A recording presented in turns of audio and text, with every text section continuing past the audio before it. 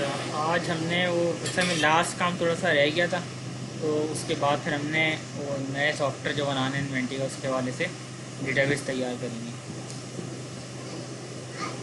अच्छा, इसमें जो है हम एंट्री कर लेते हैं।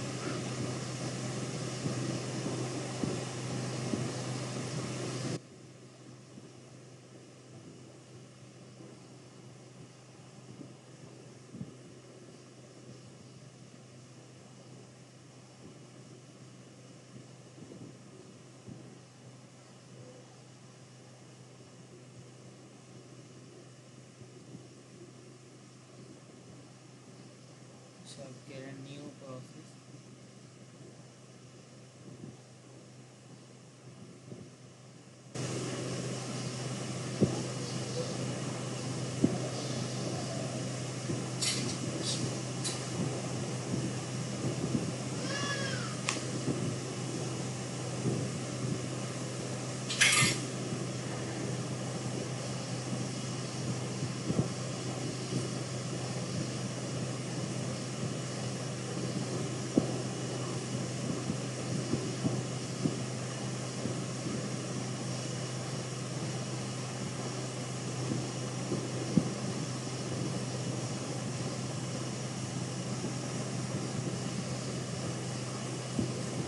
अच्छा, अब हमें देखना है। अच्छा, एरर आया, अपलोड नहीं हुई और एरर आया।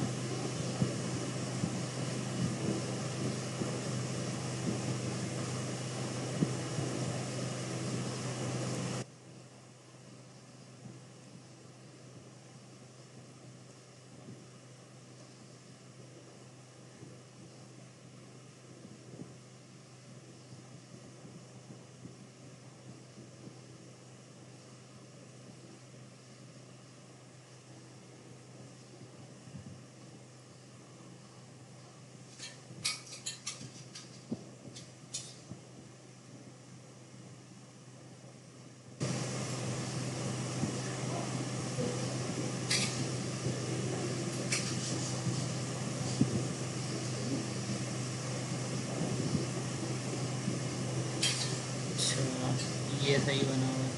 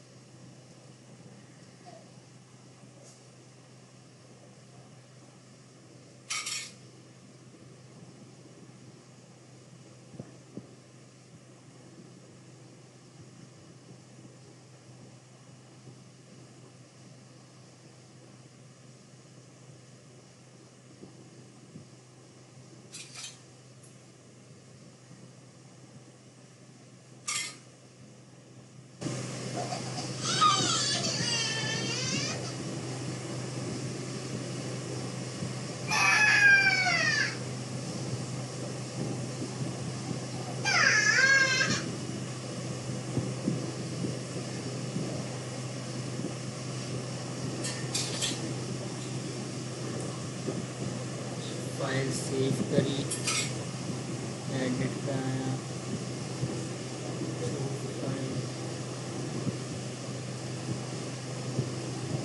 अच्छा, ये कर रहा है सहीम भाई कि डेटाबेस में जो है वो अपलोड कर रहा है,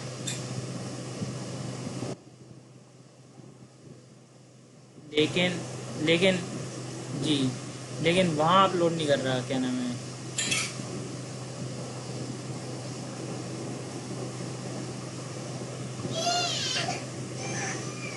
फोल्डर में अपलोड नहीं कर रहा।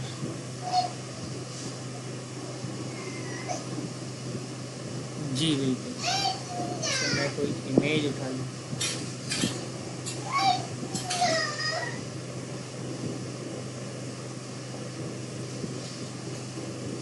टाइम टेबल में जा रही है, लेकिन क्या नाम है,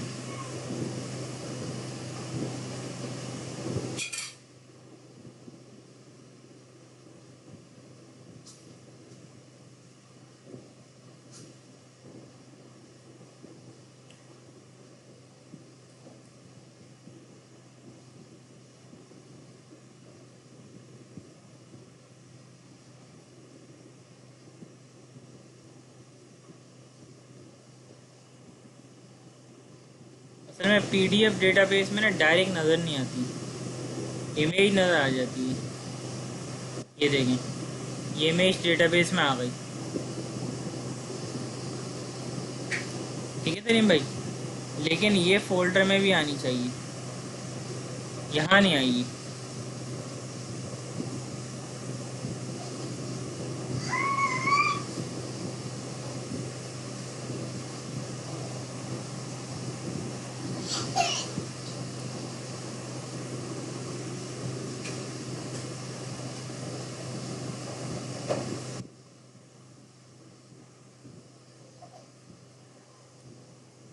अच्छा अच्छा,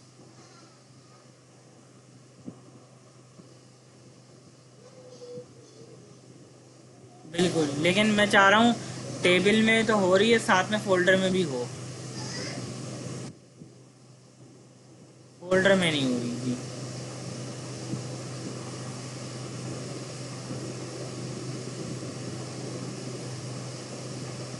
ये यहाँ तो हो गई है, वही प्रोसीजर मैंने डेटाबेस में चलाया तो हो गई। ये प्रोसीजर वहाँ वर्किंग नहीं कर रहा।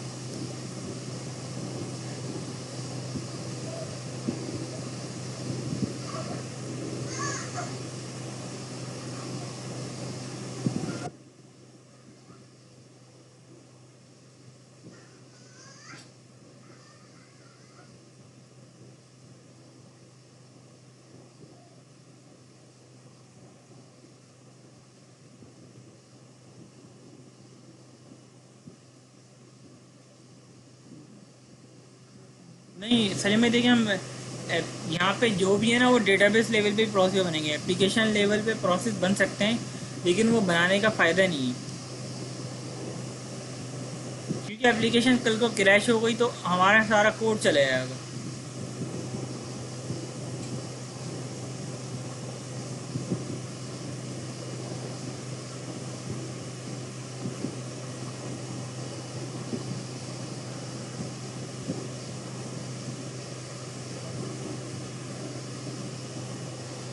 जी डेटाबेस में बनाया हुआ है मैंने ये प्रोसीजर।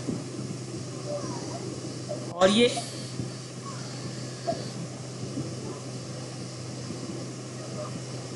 कोई कोड में मसला है, कोड में मसला है, वो मैंने अभी नज़र आ गया मुझे, कॉलम का नाम गलत दिया हुआ था। अब देखें, अभी मैंने टेबल में भी ब्लैंक कर दिया और फोल्डर में भी कुछ नहीं पड़ा हुआ। ठीक है सलीम भाई,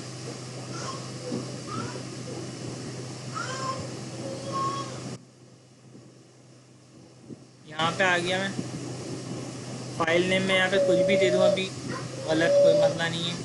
उसके बाद जब मैं इसको अपडेट, असल में इस अपडेट पे कमांड लगी हुई है सारी। मैंने क्या करा, ये इमेज सिलेक्ट करी, तो इसलिए में आपको ये एरर नहीं आया। अच्छा, अब सबसे पहले टेबल में देखते हैं। टेबल में आ गई, टेबल में पहले भी आ गई थी और फोल्डर में भी आ गई। अच्छा, अब गलती क्या थी वो मैं आपको बता देता हूँ, क्यों नहीं आ रही थी ये यूँ नहीं आ रही थी कि जो आईडी से आईडी मैच हो रही ना, यहाँ पे आईडी है 1, ट्रांजेक्शन आईडी। ये जो यहाँ पे मैंने कॉलम दिया हुआ था इस प्रोसेस में, मैंने अभी ये सही करा है। असल में जो पेज का आइटम है उसका नाम ये है, मैंने लिया हुआ था P5।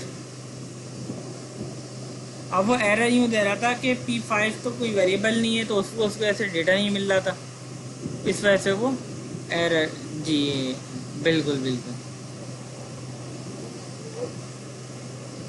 तो ये हमारा जो है वो,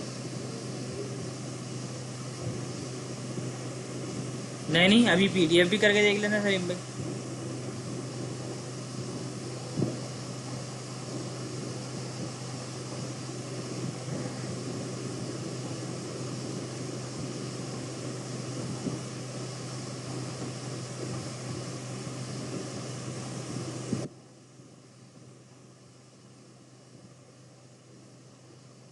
ठीक है सलीम भाई, ये पीडीएफ ले लिया हमने, देखें कोई भी एरर नहीं आया।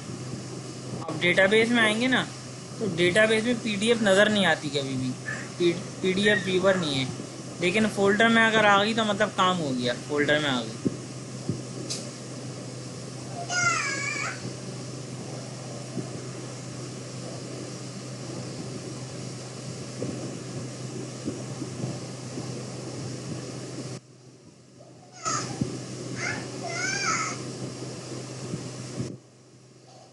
फोल्डर में भी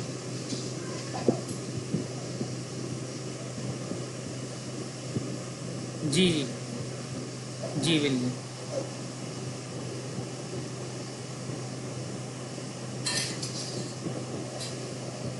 ठीक है सलीम भाई, ये क्लियर है सलीम भाई?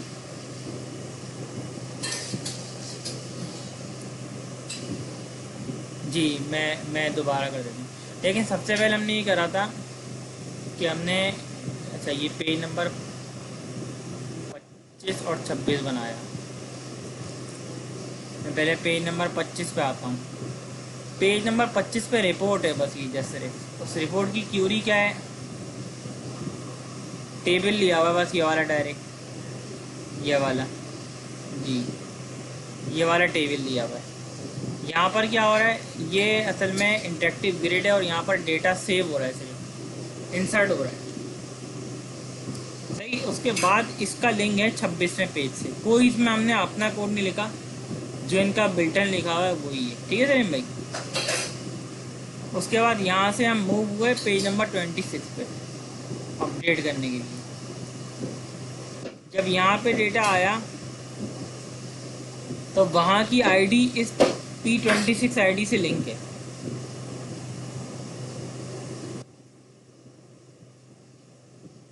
ठीक है सलीम भाई? वहाँ की आईडी इस P26 आईडी से मैच है, तो वहाँ पे अगर 1 आया तो यहाँ पे 1 आएगा, वहाँ पे 2 आया तो यहाँ पे भी 2 आएगा। अब ये क्या काम कर रहा है, ये एक्चुअली इमेज अपलोड कर रहा है, अब वो डेटाबेस में भी और फॉर्म पर भी, उसका कोड ये लगा हुआ। पहला कोड क्या काम कर रहा है, ये जो भी हम ब्राउज कर रहे हैं ना फाइल, उस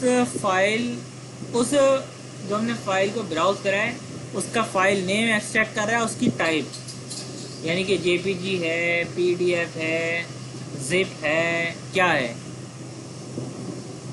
ठीक है, ये तो ये कोड ये काम कर रहा है।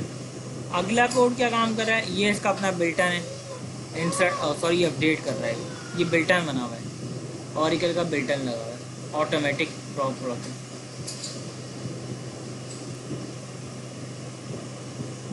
इसके ज़रिए बस होता क्या, ऑटोमेटिक वाले प्रोसेस के ज़रिए कि डेटाबेस में रिकॉर्ड सेव हो जाता है, यानी कि जो भी फाइल होगी वो डेटाबेस स्टोर हो जाती है। अब अगला प्रोसेस जो मैंने बनाया है यहाँ पर, उसका मकसद ये है कि डेटाबेस से फोल्डर में फेंको, डेटाबेस टेबल से कहाँ पे फेंको, फोल्डर में। जी बिल्कुल। देखें ब्लॉक टू फाइल, ब्लॉक का मतलब क्या होता है, जब टेबल में कोई भी हम image type, Excel type format का कोई पूरी फाइल अपलोड करवाते हैं तो ब्लॉक में अपलोड होती है। अब हमने कन्वर्ट करा ब्लॉक टू फाइल, यानी कि ब्लॉक से फाइल बना दो, यानी कि डेटाबेस में जो स्टोर है ब्लॉक फाइल, चाहे वो पीडीएफ हो, चाहे वो एक्सेल, चाहे वर्ड फाइल, चाहे नोटपैड फाइल, उस ब्लॉक फाइल को, उसको ब्लॉक को आप किस में बना दो, फाइल में कन्वर्ट कर दो। अब फाइल लाजमी तौर पर किसी न किसी फोल्डर में सेव होनी होगी,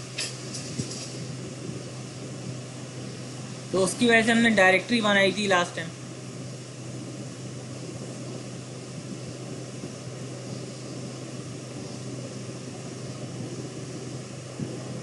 बिल्कुल,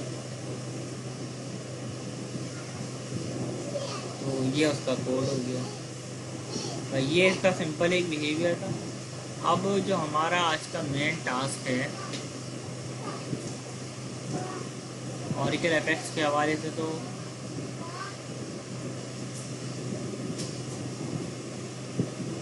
ब्लॉब ही है, मैं शो करवा देता हूँ, ब्लॉब ही है जी।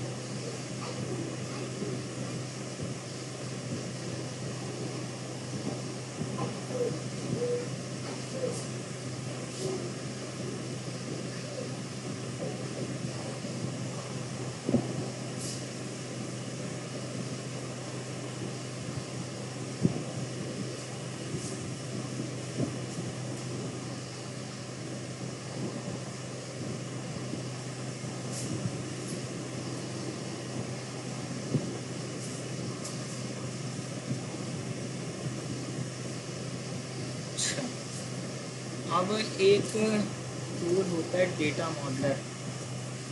डेटा मॉडलर, मैं एक मिनट अपनी आईडी पे अपलोड करता हूँ पहले। और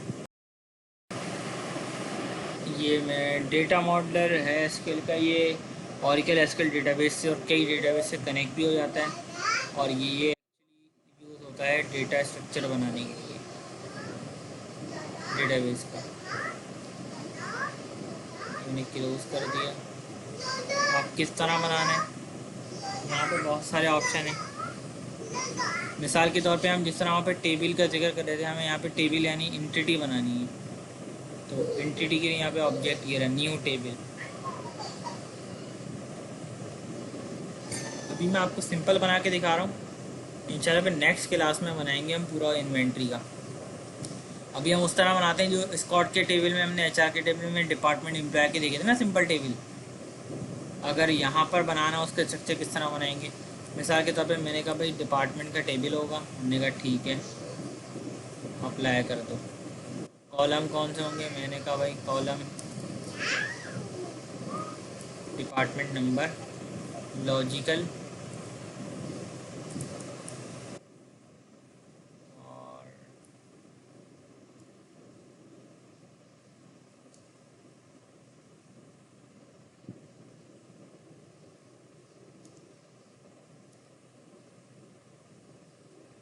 और department name, logical, ward chart, 30 digit तक वो होता है।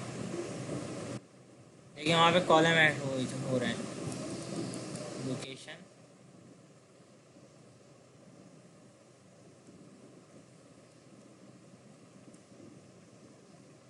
ये हमने 3 कॉलम बना दिए। लेकिन अभी इसमें हमने जिस तरह वहाँ पर हमने पढ़ा था प्राइमरी की होती है प्रॉपर लगी हुई टेबल में, और भी चेक लगे हुए होते हैं कई टेबल के अपने के। कोई जो कॉलम हम ये चाहते हैं कि भाई ये नल जा सके, यानी कि ब्लैंक वैल्यू सेव हो सके। और कोई हमारी रिक्वायरमेंट ऐसी होती है कि ये स्पेसिफिक कॉलम में ये ब्लैंक डेटा सेव नहीं करेगा, तो यहाँ पर भी आप वो सारे चेक इनेबल कर सकते हैं। मिसाल के तौर पे आप ही चाहते हैं कि डिपार्टमेंट, नॉर्मली जो आईडी होती है वही प्राइमरी की बनती है, तो मैं डिपार्टमेंट नंबर पे प्राइमरी की लगा रहा हूँ। तो ये ऑप्शन आ गया, प्राइमरी की में गया मैं, ये ऑप्शन आ गया, इसको यहाँ पे ड्रैग करा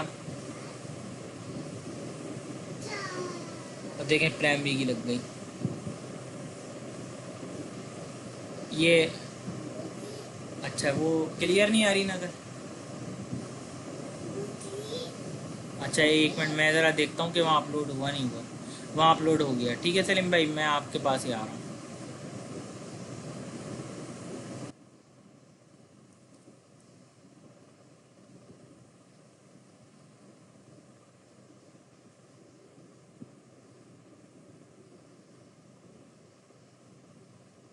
जी सलीम भाई एक्सेप्ट करें।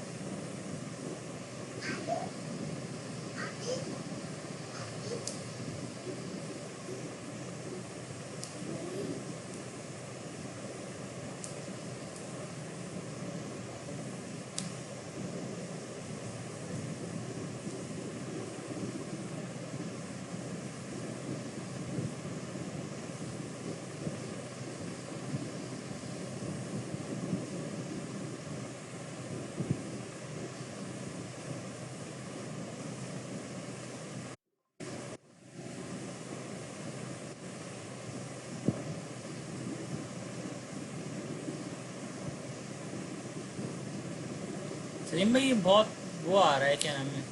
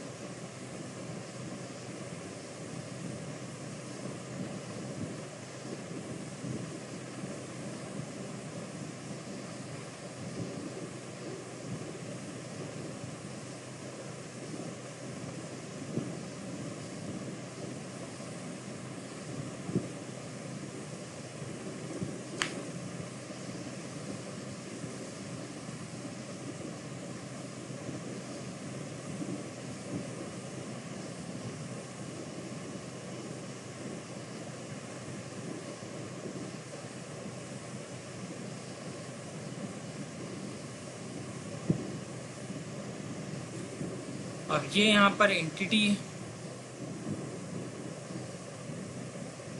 मैंने, जी ये डिपार्टमेंट का फॉर एग्जाम्पल हो गया एक टेबल,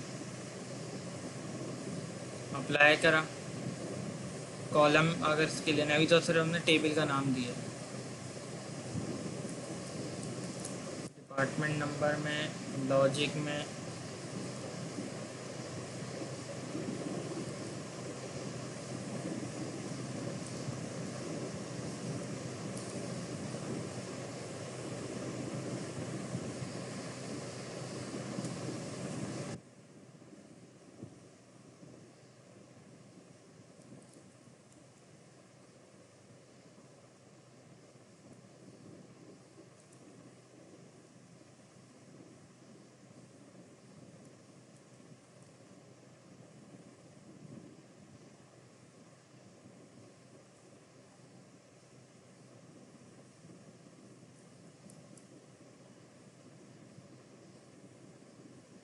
तीन कॉलम आ गए।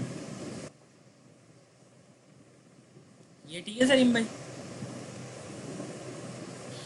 अब मैं क्या करने जा रहा हूँ, प्राइमरी की लगा रहा हूँ। देखें पी लिखा हुआ आ गया ऊपर ब्लू से, और नीचे प्राइमरी की लिखा हुआ आ गया कि इस कॉलम में प्राइमरी की लग गई इस टेबल के। अच्छा, प्राइमरी की किसी भी टेबल में एक ही होती है, एक से ज़्यादा नहीं हो सकती। अब प्राइमरी की क्या क्या चीज़ कवर करती है, ये हमेशा डिस्टिंग रखती है वैल्यू को, डुप्लीकेट नहीं होने देती, यानी ब्लैंक सेव नहीं होने देती कभी भी।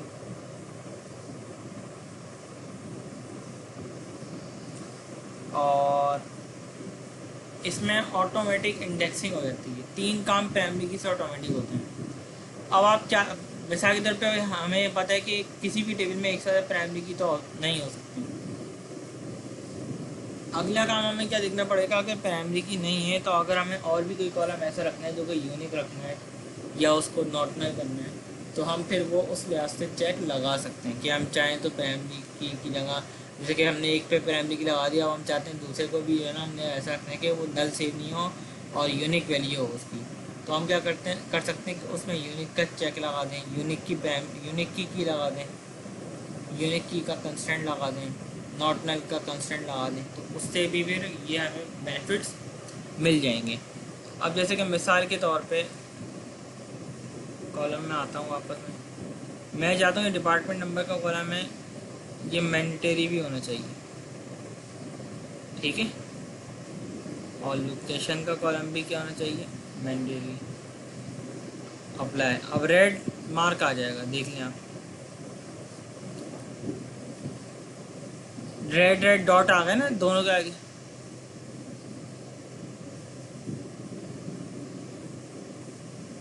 ये क्लियर है सलीम भाई। तो नॉट नल का चेक लगा दिया। अब मैं यूनिक, अगर मैं यूनिक करना चाहता हूँ तो यूनिक के लिए हमें अलग से की लगानी पड़ेगी। अब मैंने कहा कि प्लस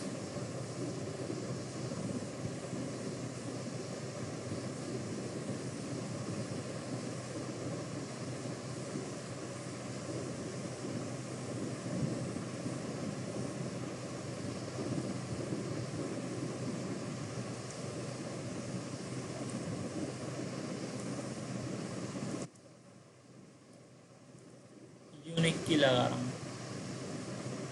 देखें यूनिक की लग गई, यू लिखा हुआ आ गया। ये क्या काम करेगा, वैल्यू को डुप्लीकेट नहीं होने देगा।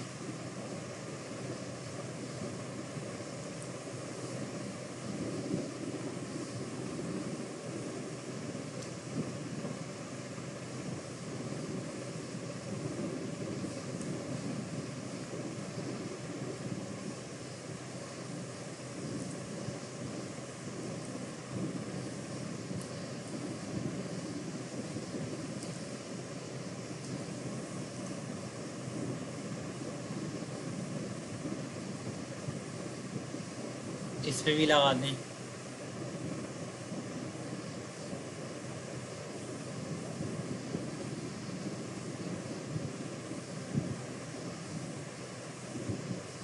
ये हमारा एक टेबल हो गया रेडी।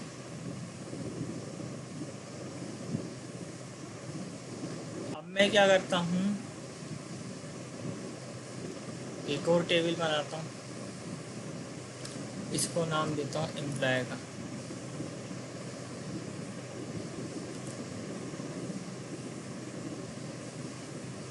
कॉलम में पहला कॉलम ले लिया ईएमपी नंबर,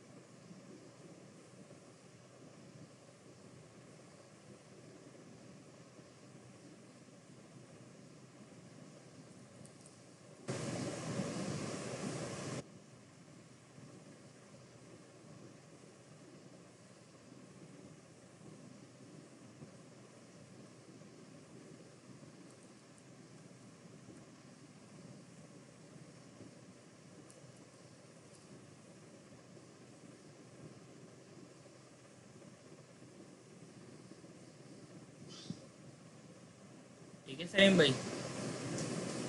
दूसरा टेबल तो बन गया अभी, लेकिन हमने इसमें कुछ चेक नहीं लगाया। अब मैं आता हूँ प्राइमरी की में,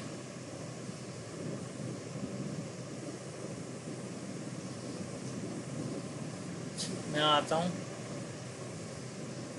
एक और टेबल, एक और कॉलम ले लेता हूँ।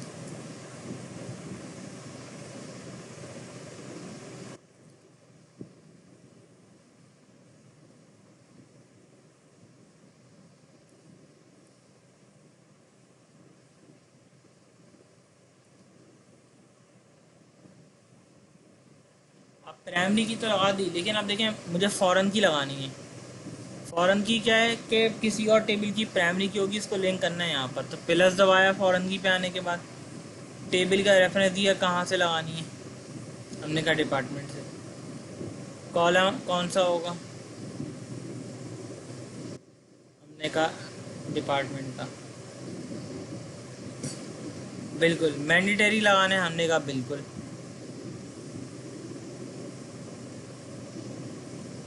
अब लिंक बना हुआ आ गया देखो।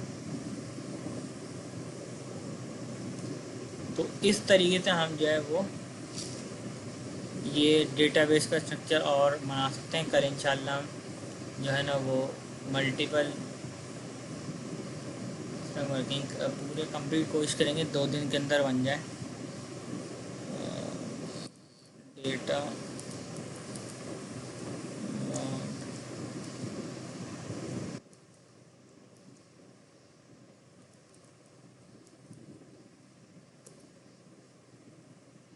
अब मैं चाहता हूँ ये एज इट इज़ इनकी स्क्रिप्ट बन जाए, ताकि मैं क्रिएट टेबल कमांड चला दूँ। तो मैं क्या काम कर रहा हूँ, यहाँ पे ये रहा एक बटन जनरेट का, जनरेट EDS पे क्लिक करा। कौन से वर्जन की चाहिए,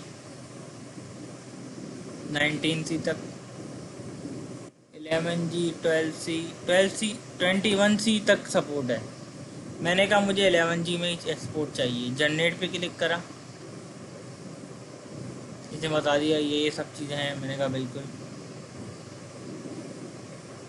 ये इसने देयर इज़ वन एरर, एक एरर आया है, और ये स्ट्रक्चर बता दिया क्रिएट टेबल अब देखें, कह रहा है जो एम्प्लॉय है ना, उधर एरर है, ये देखें, साइज नॉट डिफाइंड। वापस आए यहाँ पर। जी,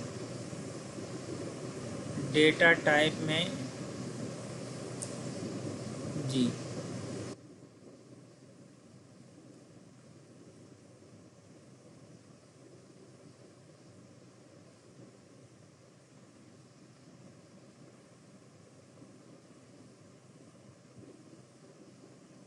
अब देखें कोई एरर नहीं आया।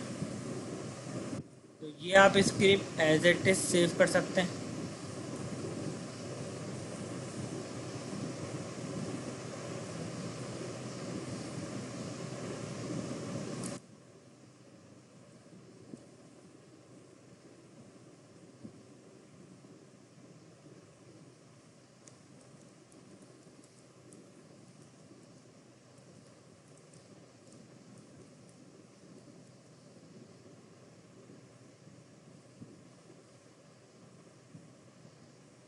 अब ये मैं इजीली चला सकता हूँ कहीं और। अच्छा, अब मिसाल के तौर पे आप ये चाहते हैं इसकी पीडीएफ बन जाए। फाइल में गए,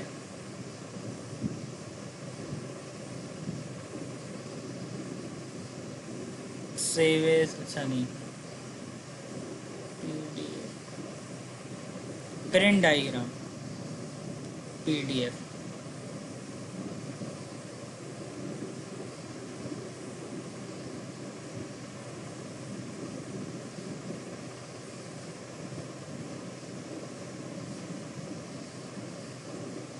किस जगह ये ढूंढना पड़ेगा।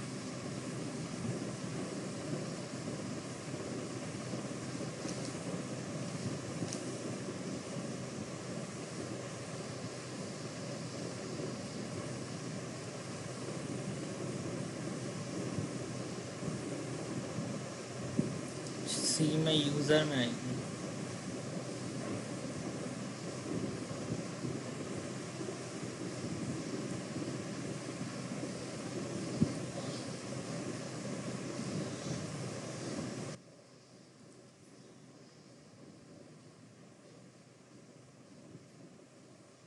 ये आ गई। ठीक है सलीम भाई, ये आप स्क्रिप्ट एज इट इज़ चला भी सकते हैं। स्क्रिप्ट भी हमने इसकी सेव करी है। स्क्रिप्ट कहाँ सेव करी है जनाब, ये नहीं, नहीं कहाँ सेव करी है भूल गया। स्क्रिप्ट भी सेव करी है।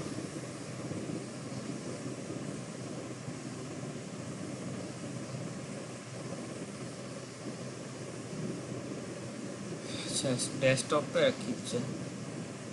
जी, जनरेटिव, ये आप एज इट इज़ डेटाबेस में चलाएंगे और ये दो टेबल बन जाएंगे। अब मैं चाहता हूँ कोई भी ऐसी कमांड जो यहाँ पर है वो मुझे यहाँ से कोड कॉपी पेस्ट करके नहीं चलाना पड़े। मैं बस इस डायरेक्ट फाइल को कॉपी करूँ और काम हो जाए मेरा। तो मैं इसको कट करता हूँ सी में, इस फोल्डर में।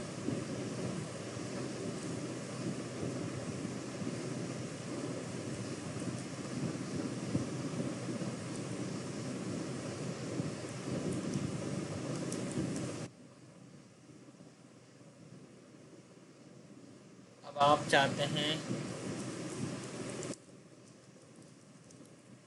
पहले देखें उन नाम से टेबल तो नहीं है कोई यहाँ पर, नहीं उस नाम से नहीं है।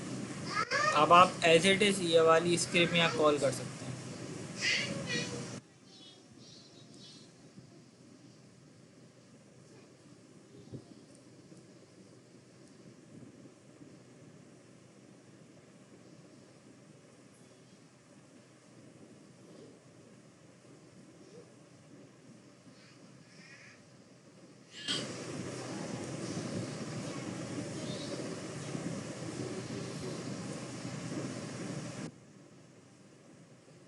क्या है इसकी एक्सटेंशन,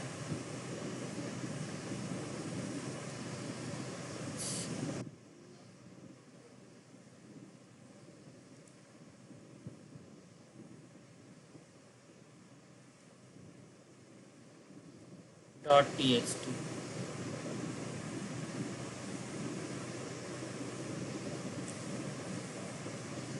ये टेबल क्रिएट अल्टर टेबल। ठीक है सलीम भाई, अब मैं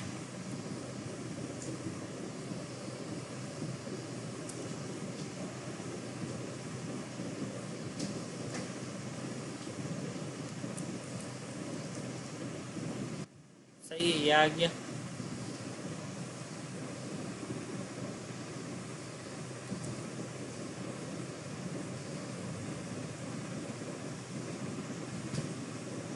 ठीक है, ये एम्प्लॉय का आ गया है डिपार्टमेंट।